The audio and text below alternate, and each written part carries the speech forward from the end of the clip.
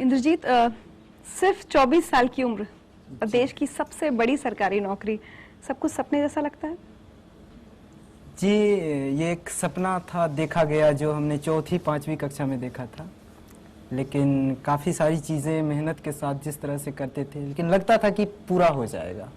एक बच्चा ये सपना देखता हो कि वो एक दिन आईएएस बनेगा, सुनकर थोड़ा अजीब सा लगता है। जी, अजीब तो है, लेकिन कहते हैं ना कि जब सपनों के लिए इरादा हो कि हाँ, इच्छा नहीं होनी चाहिए, इरादा अगर हो तो फिर सारी चीज़ें, ये खेत, ये खलिहान, ये जो माँ का चूल्हा फूंकना, या फिर ये जो मिट्टी की जो दीवार है जो फट गई है, या फिर छप्पर टूट गया है, उसके ऊपर एक एडवेस्टस रख दिया गया है, तो इससे जो जीवन के प्रति जो अनुभव बनता है, उसे जब कागज पर उतार देते हैं तो फिर यूपीएससी तो क्या, दुनिया की कोई भी सबसे बड़ी परीक्षा, उसके लिए उन्हें जो भी करना पड़ा। एक समय ऐसा था कि रहने के लिए घर नहीं था, तो फिर स्थिति ऐसी आई कि कैसे रहा जाए, मतलब कैसे क्या हो जाए। तो माँ लोग चली गई मामा घर, माँ और दोनों छोटी बहन।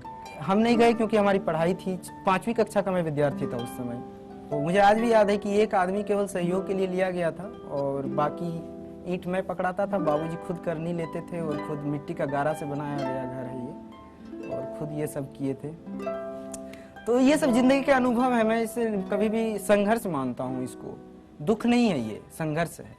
दुख और संघर्ष में अंतर ये होता है कि दुख होता है कि जिसकी क्षतिपूर्ति नहीं हो सके, किसी माँ के लिए उसके बेटे से अलग हो जाना या असामयिक मृत्यु, ये सब दुख है। लेकिन ये तो जीवन के अनिवार्य अंग है, इसको संघर्ष कहते हैं, और संघर्ष हर एक के जीवन में है।